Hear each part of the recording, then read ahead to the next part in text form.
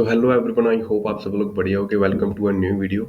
जो आज की वीडियो रहने वाली है वो रहेगी रीड अलाउड पे। ठीक है, जो कि होता है हमारा स्पीकिंग का बिल्कुल फर्स्ट टास्क। स्पीकिंग का फर्स्ट टास्क कह लो या आपकी पूरी की पूरी पीटी का ही फर्स्ट टास्क होता है। जैसे आप मेन एग्जाम में बैठोगे या कह लो आप मॉक में भी बैठते हो, तो जब सबसे पहले देखने वाली चीज या सबसे पहले फेस करने वाली चीज आपके पास आती है, जो टास्क आता है वो होता है आपका रीड अलाउड। ठीक है, तो वीडियो में आगे बढ़ने से पहले मैं एक चीज बता देता हूँ। वीडियो को ना थोड़ा इस तरीके से लेके चलेंगे, बिल्कुल बेसिक तरीके से, ताकि अगर कोई नया स्टूडेंट है जिसको पीटी के बारे में या रीड अलाउड के बारे में इतनी नॉलेज नहीं है, वो भी इसको अच्छी तरीके से अंडरस्टैंड कर ले, यानी कि बेसिक तरीके से लेके चलेंगे। ठीक है, तो सबसे पहले तो आप एक चीज समझते भी रीड अलाउड होता क्या है।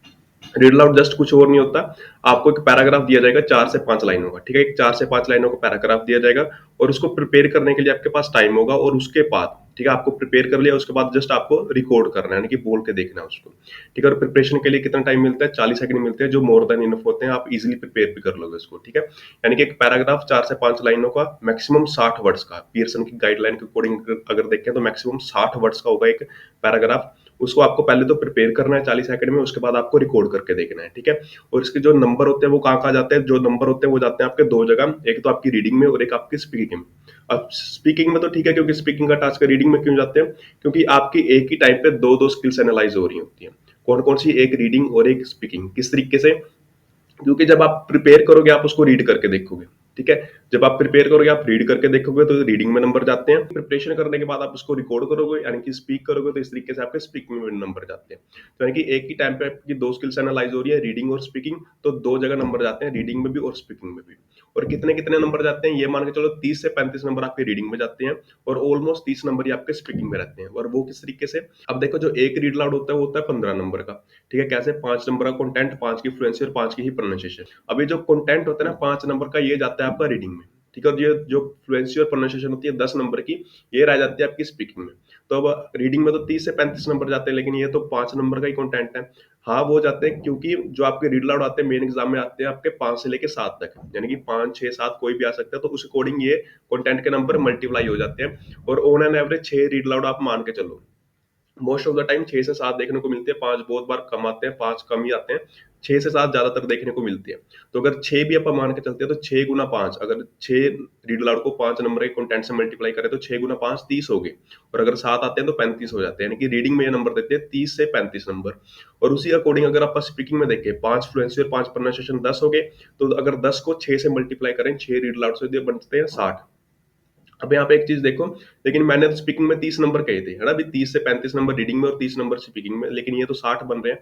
अब देखो 90 नंबर की स्पीकिंग में इतनी चीज तो बड़ी ऑब्वियस ही है। अभी 60 नंबर अकेला रीड लाउड आपको नहीं देने वाला, क्योंकि और भी 4 टास्क इस बाद में आते हैं जो बल्क में नंबर देते हैं। तो 60 नंबर ये तो अकेला नहीं देने वाला। तो कंप्यूटर इसको कहीं ना कहीं एडजस्ट करके ऑटोमेटिकली ही 30 पे ले आता है। यानी कि ये जो 60 नंबर होते हैं इसको एडजस्ट करके 30 पे ले आता है। यानी कि ये जो रीड लाउड है आपके स्पीकिंग में तो 30 नंबर देते हैं, और रीडिंग में आपको 30 से 35 नंबर देते हैं। रीडिंग में ये एडजस्ट नहीं करता, रीडिंग में एज इट इज आपको 30 से 35 देता है, लेकिन स्पीकिंग में आपको 30 नंबर दे देता है। तो इस तरीके से तो आपको एक कंटेंट फ्लुएंसी और प्रोनाउंसिएशन के नंबर मिलते हैं। अब आपको ये तो पता लग गया भी कंटेंट फ्लुएंसी प्रोनाउंसिएशन के बेस पे एक रीड अलाउड में नंबर मिलते हैं, लेकिन ये कंटेंट फ्लुएंसी प्रोनाउंसिएशन होती क्या है, ये भी चीज तो पता होनी चाहिए ना। तो अब वो चीज देखते हैं। अब सबसे पहली चीज तो देखो, कंटेंट क्या होता है। कंटेंट और कुछ नहीं होता, वो 4 5 लाइनों के अंदर जितने भी आपको वर्ड दिए होते हैं ना, वो सारे कंटेंट होते हैं आपके।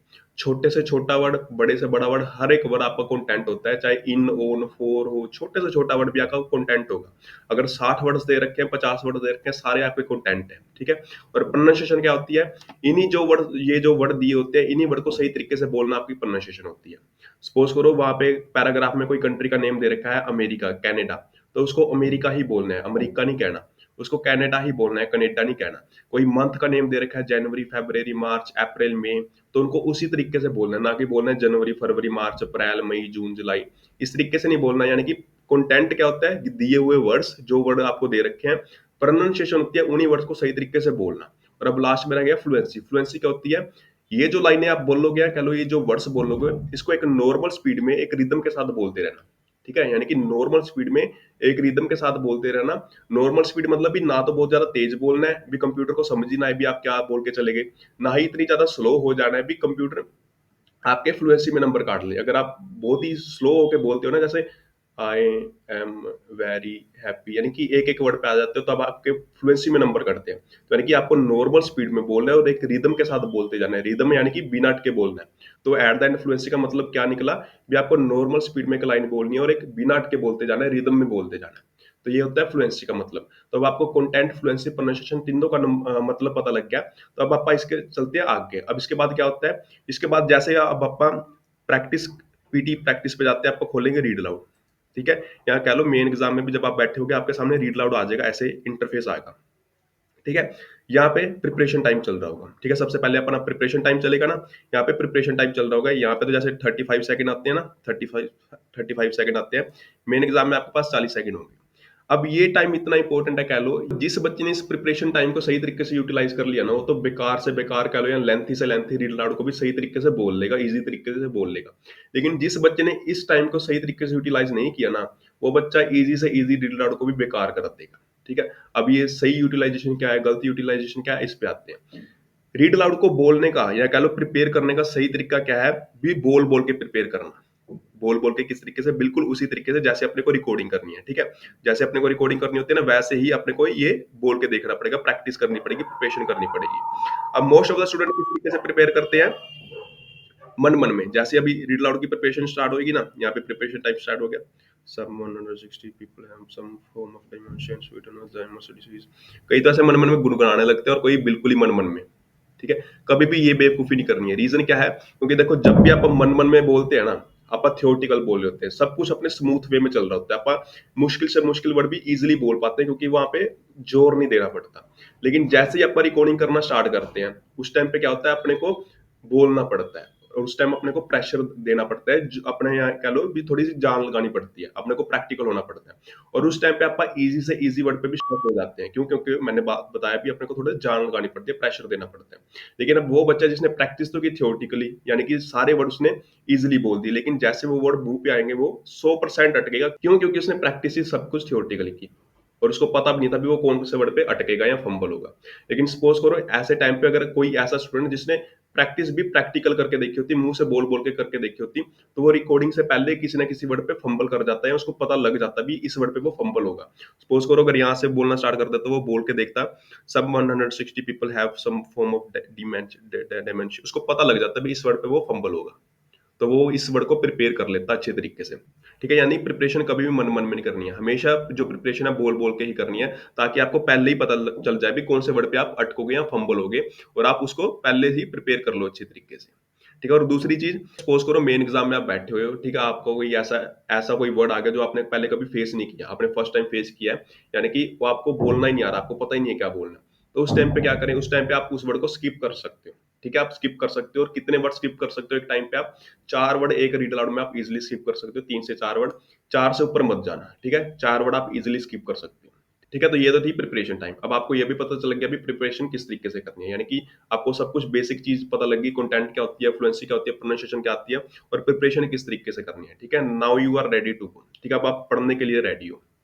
अब चीज देखो, अब स्टूडेंट ने यहाँ से पढ़ना स्टार्ट किया, अब उसको ये पता लग गया भी प्रिपरेशन किस तरीके से करनी है, उसने बोल बोल के प्रिपरेशन भी करनी स्टार्ट कर दी।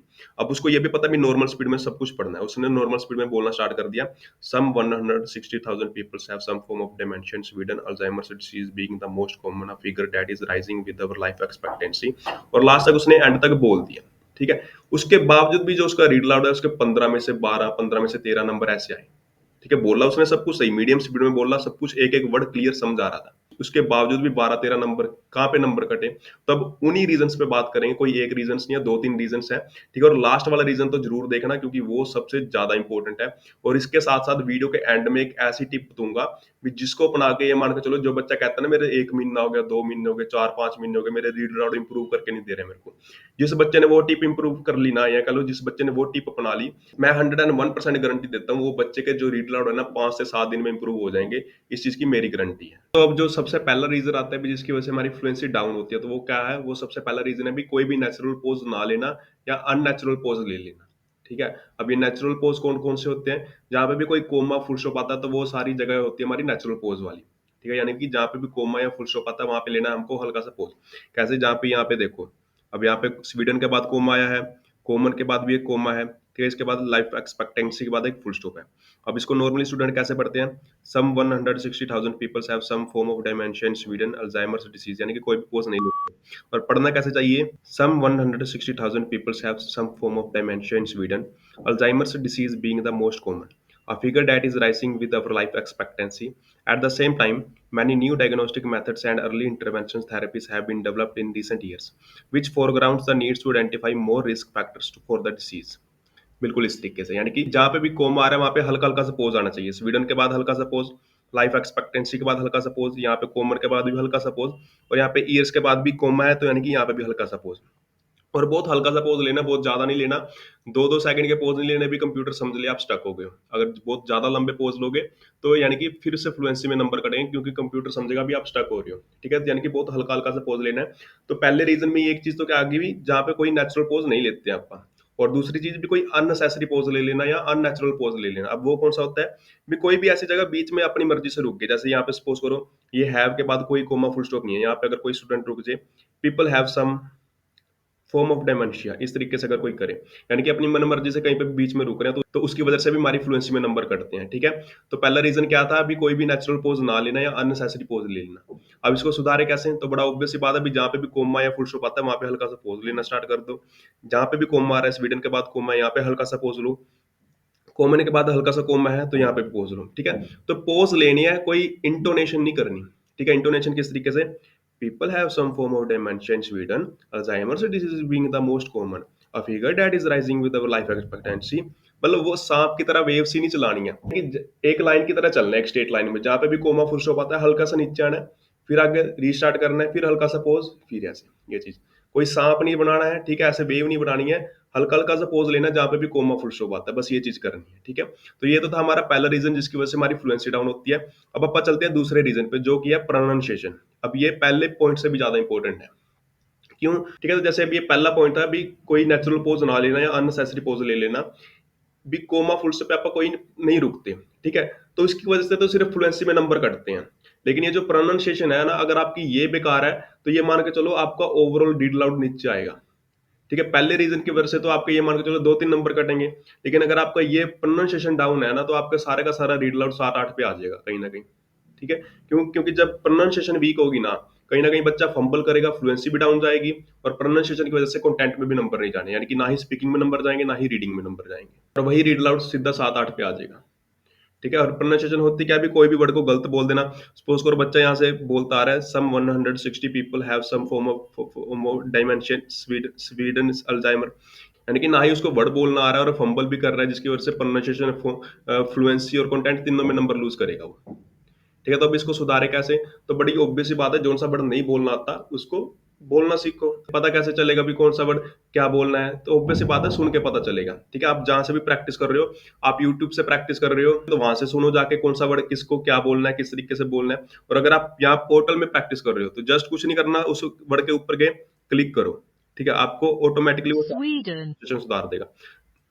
बोल के देखो। अब सुनना ही काफी नहीं है, मोस्टली बच्चों को हर एक वर्ड पता भी होता है भी क्या बोलना है, लेकिन उसके बावजूद भी बोलना नहीं आता। रीजन क्या है? क्योंकि वो वर्ड प्रैक्टिकल तौर पे बोल के नहीं देखते, प्रैक्टिस करके नहीं देखते, वो वर्ड जुबान पे चढ़ता ही नहीं है। तो सुनना काफी नहीं है, सुनो उसके बाद बोल लो। ठीक है, यानी कि सुनो फिर बोल लो, सुनो फिर बोल लो, इसी तरीके से बोलना आएगा वो वर्ड। और इसके अलावा वो वर्ड को नोटबुक के एंड में लिख के रख लो, ताकि जब भी 2-4 दिन बाद आप उस वर्ड को देखो ना, तो आपको पता हो भी हाँ ये वर्ड मेरे को बोलना नहीं आता था और मैंने प्रैक्टिस करके देखी थी। और 2-4 दिन बाद जब भी आप उसको देखो तो आप दोबारा से उसको बोल के देखो। ठीक है, ताकि आप लॉन्ग टर्म तक उस वर्ड को ध्यान में रखो। तो ये चीज है। तो अब अपा चलते हैं थर्ड रीजन पे, जो कि है लास्ट रीजन और सबसे मेन रीजन। ये मान के चलो ये रीजन ऐसा है भी जो नॉर्मली बच्चों में तो देखने को मिलता है, और कोई ऐसा बच्चा जो बहुत ही ज्यादा कहता है ना इंटेलिजेंट है, जिसमें जिसके नंबर तो आने ही आने हैं, उसमें भी देखने को मिल जाता है। और वो भी अगर मेन एग्जाम में नंबर कम लेके आ रहा है तो उसका रीजन सिंपल सा यही रीजन है, जो ये थर्ड रीजन होगा। और ये क्या है? ये है आपकी नर्वसनेस, आपके अंदर का डर। ठीक है, लैक ऑफ कॉन्फिडेंस, और कुछ नहीं है। और ये चीज ऐसी है जो ना तो आपको कोई टीचर सुधार सकता है, ना ही आपको कोई पोर्टल सुधार सकता है। एट द एंड ये चीज आपको खुद ही अंडरस्टैंड करके चलनी पड़ेगी। जब मेरे को सब कुछ आता है, मेरे को हर एक चीज पता है, मेरे को हर एक वर्ड बोलना भी आता है, ठीक है, मेरे को ये पता भी कहाँ पे पोज लेना है, ठीक है, कहाँ पे रुकना है, किस स्पीड में बोलना है, तो फिर मैं क्यों डर रहा हूँ? बच्चे ने ओवर थिंकिंग कर करके ना रीड अलाउड को इतना हुआ बना दिया भी, ये तो बहुत बड़ी चीज है, 4-5 लाइनें इकट्ठी बोलनी है, मुझसे बोली नहीं जाएंगी। डरने लग जाते हैं। ठीक है, वो डर ही उनको लेके बैठ जाता है। ठीक है? अब जैसे जो पहला रीज़न था, यानी कि कहीं पे पॉज़ लेना है, आपको नहीं पता था कहाँ पे लेना है, आपका टीचर आपकी हेल्प कर देगा। ठीक है? आपको कोई वर्ड नहीं आता, आप यूट्यूब से सुन लोगे, आप किसी पोर्टल से सुन लोगे, आपका पोर्टल आपकी हेल्प कर देगा। लेकिन ये जो थर्ड रीज़न है, यहाँ पे कोई आपको पोर्टल नहीं हेल्प करने वाला, आपको कोई टीचर नहीं साथ आने वाला, ठीक है? एट द एंड ये चीज़ आपको खुद अंडरस्टैंड करनी पड़ेगी, खुद ही थोड़ा खुद पे ट्रस्ट रखना पड़ेगा, कि जब मेरे को सब कुछ आता है तो मैं ना घबराऊँ, ठीक है? अब अगर नॉर्मली समझे भी, ये 4-5 लाइनों का रीड अलाउड बच्चों को पढ़ना इतना मुश्किल लगता क्यों है? तो इसका सिंपल सा रीज़न है, अभी वो प्रैक्टिस ही इस चीज़ की करते हैं, प्रैक्टिस ही इतनी करते हैं। उनकी कैपेसिटी ही इतनी होती है, 4-5 लाइनों का रीड अलाउड होता है, वो भी बोलते-बोलते डरते हैं, क्यों? क्योंकि उनकी कैपेसिटी इतनी ईज़ी वे में हुई होती है, थोड़ी हार्ड प्रैक्टिस नहीं हुई होती है। अब सिंपल सा एक एग्ज़ाम्पल देके बताता हूँ किस तरीके से। सपोज़ करो एक कोई बंदा है जो डेली की 1 किलोमीटर दौड़ मारता है, उसको किसी दिन कह दे भी जा तू 2 किलोमीटर की दौड़ मार, तो ऑब्वियस सी बात है नहीं मार पाएगा, ठीक है? या थक जाएगा या अच्छा परफॉर्म नहीं कर पाएगा। और सपोज करो वहीं पे कोई ऐसा बंदा है जो डेली के 10 किलोमीटर की दौड़ मारता है, उसको किसी ने कह दिया भी जा तू 2 किलोमीटर की दौड़ मार के आ, वो तो ईजिली मार देगा। वो तो ईजिली 2 किलोमीटर तो वार्म अप करते करते पूरी कर देगा, ना ही कोई डरेगा, और परफॉर्मेंस भी अच्छी देगा। तो वही चीज है, जब आप प्रैक्टिस ही इतनी चीज की कर रहे हैं और इतनी ही चीज हमको फेस करनी पड़ रही है, वो कहीं ना कहीं हमको डिफिकल्टी देती ही है, यहाँ नहीं तो मेन एग्जाम, ठीक है? कहीं ना कहीं थोड़ा बहुत डर रहता ही है।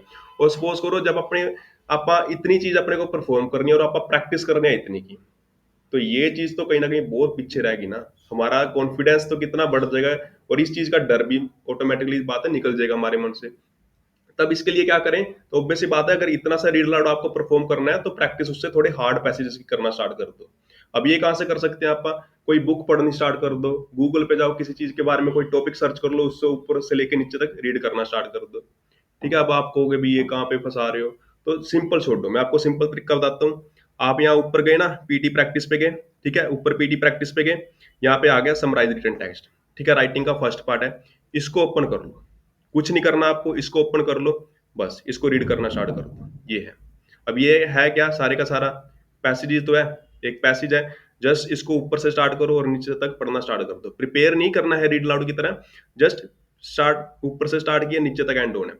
जहाँ पे कोमा फुल स्टॉप आता है वहां पे हल्का सा पोज लेना है, इस तरीके से। On a starry night in Padua 400 year ago, Galileo first turned a telescope toward the sky, it might seem the most natural of actions after all. बस इस तरीके से पढ़ते जाना है और एंड पे आकर रुकना है, ठीक है? अब इससे होगा कि आपकी कैपेसिटी बढ़ेगी और डर भी निकल जाएगा। क्यों? क्योंकि आप पहले तो पढ़ रहे थे इतने इतने रीड अलाउड, ठीक है? इतने इतने रीड अलाउड बोल रहे थे, और आपकी कैपेसिटी भी उनमें से सिर्फ इतनी इतनी थी, ठीक है? इतनी इतनी आपकी कैपेसिटी थी, यानी कि पांच पांच लाइनों का रीड अलाउड बोलने में भी आप 2-3 लाइनों का बोल के थके जा रहे थे, और डर अलग से लग रहा था क्योंकि 5 लाइनें लगातार बोलनी है। अब जो बच्चा 20-20, 25-25 लाइनें लगातार बोल रहा है, पहली बात तो 5 लाइनों का डर निकल गया, और कैपेसिटी जो 2-3 लाइनों की थी वो ऑब्वियस सी बात है 10-15 लाइनों तक तो बढ़ेगी ना। वो जो हाफे जा रहा था बच्चा, वो चीज भी निकल जाएगी और डर भी निकल जाएगा, ठीक है? परफॉर्मेंस बहुत ज्यादा बूस्ट अप हो जाएगी उसकी, तो ये चीज है। और ये करने कितने हैं डेली के? 5 करने हैं, कोई ज्यादा टाइम नहीं लगेगा। ऊपर से लेके नीचे तक, यहाँ पे देखो 10 मिनट की उल्टी गिनती चल रही है ना, आप इजिली 2 मिनट में इसको इजिली बोल दोगे, ठीक है? 2 मिनट से 5 सेकंड ऊपर हो सकते हैं, नीचे हो सकते हैं, बस ऑन एन एवरेज 2 मिनट में आप एक इजिली बोल दोगे। और अगर 5 डेली के करने हैं मिनिमम, तो 10 मिनट सिर्फ सीरियस होकर करोगे तो सिर्फ 10 मिनट से ज्यादा नहीं लगने वाली, इस बात की गारंटी है। और 10 मिनट अगर आप ऐसे टास्क को दे रहे हो जो आपको स्पीकिंग में भी 30 नंबर दे रहे हैं, रीडिंग में भी 30-35 नंबर दे रहे हैं, तो मेरे ख्याल से कोई गलत बात नहीं है ये। अगर फिर भी नहीं आप नहीं दे पा रहे हो, तो ये फिर आपकी गलती है। और जिस बच्चे ने ये चीज इंप्लीमेंट कर ली, मैं गारंटी देता हूँ 5 दिन के बाद खुद अपनी परफॉर्मेंस देख लेना, खुद अपना कॉन्फिडेंस देख लेना कितना बूस्टअप हो जाएगा। जो बच्चा पहले छोटे से रीड लाउड में डरे जा रहा था ना, हाफे जा रहा था, यानी कि कॉन्फिडेंस ही नहीं था यार मैं बोल पाऊंगा या नहीं, दो दो रीड लाउड इकट्ठे बोल देगा, इतनी बात की मेरी गारंटी है, ठीक है? मिनट में पढ़ देगा इसको सारे को ना ही हाफेगा, ठीक है? तो ये चीज है, तो ये चीज है, ये था वो थर्ड टिप जो मैं कह रहा था अभी। जिसको इंप्लीमेंट कर लिया, जो बच्चे कह रहे हैं ना 4-4 5-5 महीने हो गए मेरी इंप्रूवमेंट नहीं हो रही है, 101% इंप्रूवमेंट होगी सिर्फ 5-7 दिन में ही। आप खुद अपनी परफॉर्मेंस देख लेना, बट कंडीशन एक है, सीरियस रहना पड़ेगा, ठीक है? ऐसा नहीं अभी मजाक मस्ती में सब कुछ चल रहा है वही पहले की तरह, वो चीज नहीं। सीरियस होकर बैठोगे 5 दिन में 101% खुद अपने आप में परफॉर्मेंस देख लेना, खुद आपकी परफॉर्मेंस देख लेना कितनी बूस्टअप हो जाएगी, किसी और को आपको बताने की जरूरत नहीं पड़ेगी। खुद आप कितना कॉन्फिडेंट फील करना स्टार्ट कर दोगे रीड लाउड बोलते टाइम, खुद आप नोटिस कर लेना खुद के अंदर ही, ठीक है? तो ये थे 3 रीजन जिसकी वजह से हमारी स्पीकिंग डाउन होती है, कल रीड अलाउड डाउन होता है, और इसके साथ साथ हमारी रीडिंग में भी नंबर नहीं जाते। इन तीनों पे ही आज से काम करना स्टार्ट कर देना, और तीसरे पे तो खासकर। तीसरा रीजन मैंने ऑलरेडी बता दिया, अगर इंटेलिजेंट से इंटेलिजेंट बच्चा है वो भी अगर लापरवाही कर रहा है, उसके नंबर नहीं आ रहे, तो कौन सा रीजन था? आपकी नर्वसनेस। और उसको कैसे कंट्रोल करना है मैंने ऑलरेडी आपको बता दिया, वो टिप बता दी भी किस तरीके से आप उसको इंप्रूव कर सकते हो विद इन 5 to 7 डेज। और अगर सीरियस हो गए, 101% की गारंटी है आपको रिजल्ट दिख जाएगा आपका बिल्कुल 5-7 दिन में ही। ठीक है, तो इन तीनों रीजंस पे काम करना स्टार्ट कर देना आज से, आपके 100% रीड अलाउड इंप्रूव हो जाएंगे। अब रीड अलाउड में सिर्फ एक चीज रहेगी, वो क्या है? One line strategy. उसके बारे में कोई पर्टिकुलर वीडियो बना के मैं बता दूंगा आपको, ठीक है? नहीं तो वीडियो थोड़ी सी और लंबी हो जाएगी। तो अगर वीडियो अच्छी लगी हो तो वीडियो को लाइक करना, और अपने दोस्तों के साथ भी शेयर करना जो पीटीई की तैयारी कर रहे हैं, और चैनल को सब्सक्राइब करके रख लेना। तो मिलते हैं नेक्स्ट वीडियो में फिर।